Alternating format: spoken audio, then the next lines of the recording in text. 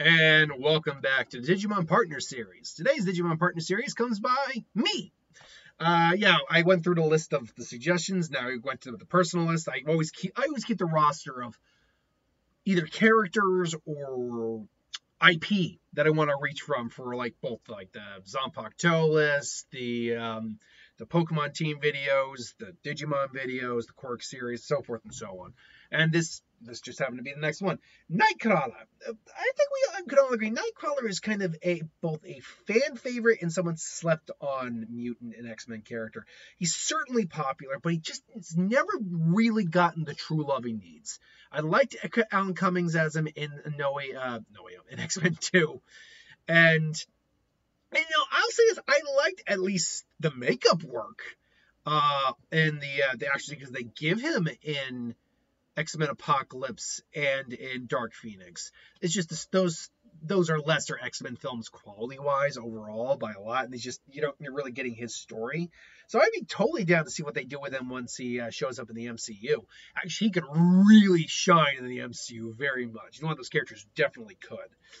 But the question would be, what would, and if we look at maybe, say, young Kurt from X-Men Evolution, which I think has one of the best versions of Nightcrawler, by the way, then maybe we can get an idea of how he would be as a Digimon tamer. And unfortunately, we got to go a little stereotyped here. I think his partner was started as a Dracmon. Now, Dracmon, despite them being labeled as an undead Digimon who had a past history of sucking blood, are not evil Digimon. And I think this is a great parallel to Kurt, where he looks demonic. I mean, he does. He looks like a demon of some kind. But he's a sweetheart, fun, jovial prankster. He is a master swordsman. He's great friends with both Colossus and Wolverine.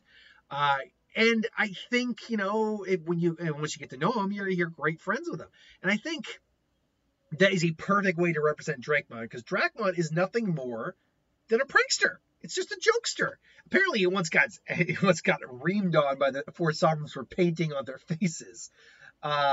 It's unknown whether or not he succeeded in his task.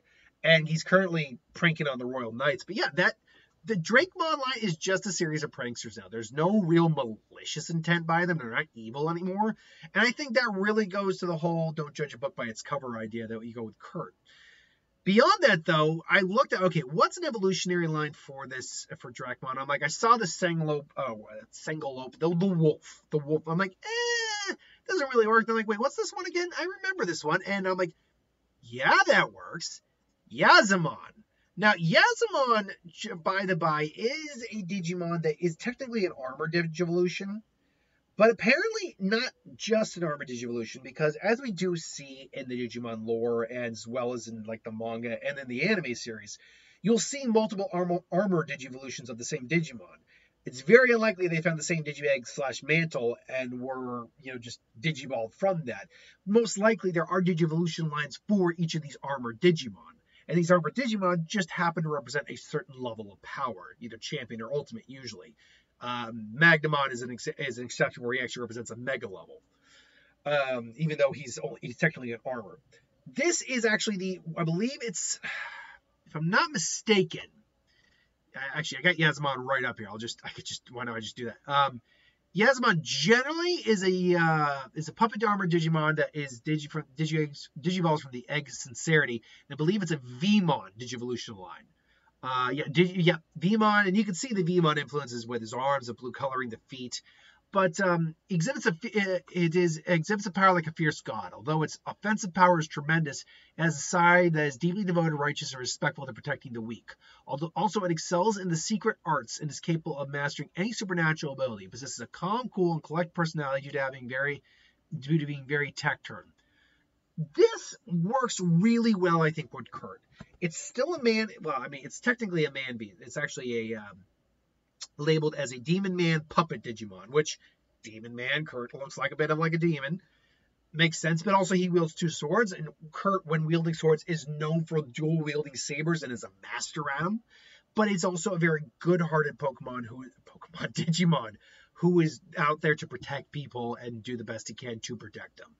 So I think Yazamon is a perfect champion for Kurt. Now, the problem after this, though, became, well, most armor Digivolutions don't have Digivolutions past the armor stage. They have Digivolutions prior, but not past.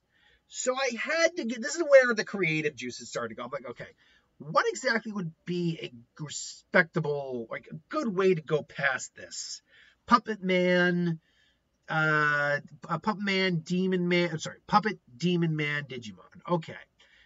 So you have this, but what if we delve a little bit more into the demonic character? Because he is the son of Azrael and Mystique. So what if we delve a little into that, the more demonic side of his nature, which he does have a little bit of. And with that, I found this Mon that I was actually not familiar with. I believe it's Plesiommon. Now, Plesiommon is, by all accounts, a double man Digimon, I believe he's called. And he's essentially kind of Satan to some degree. He grants wishes, but at a cost. He's kind of considered a Boogiemon that maybe Digivolved farther.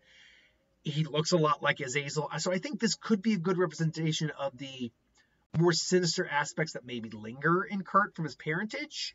But at the same time, remember that just because you are a certain type of Digimon does not mean your personality and your goals fit with that Digimon, per se. Not all Agumons are the same. Not all Biomons or Vmons are the same. Not all Greymons, so forth and so on. So just because he takes this form doesn't inherently mean he is evil.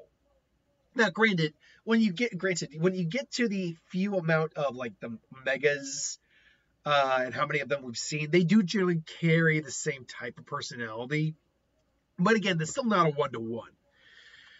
Which now leads us into the mega. And this, I'm like, okay, I want something that's the perfect in-between. I'm like, well, Lucemon technically would work, but like, no, Lucemon's only an ultimate, and that is way too powerful of a Digimon when I think about it. Because Lucemon is a rookie.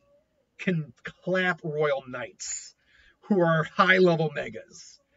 Ultimate level Lucemon, it took Susanomon to take him down, and then he digivolved to his mega form and still took Susanomon to take him down, who was like one of like the top strongest Digimon around. So ultimately, even though how you get there is a little Mastimon. This is not the best image I could find, but I did like the image overall. Mastimon is technically a Digivolution of Angelwomon and Lady Devimon. But because it's cut down the middle and is like the perfect representation of Demon and Seraphim, Angel, I thought it was a good representation. And there are arguments you can make that it could be a natural Digivolution depending on how you work. So ultimately, I liked that concept for the Mega, which leads us now just again to Dracmon, Yasamon, Plesiommon, I think his name is, and Mastimon. Ultimately, that's my thoughts on that, though. What do you think? Let me know in the comments below. What would you do for Kurt's partner? And I'll see you guys tomorrow for who would win and what if. Later.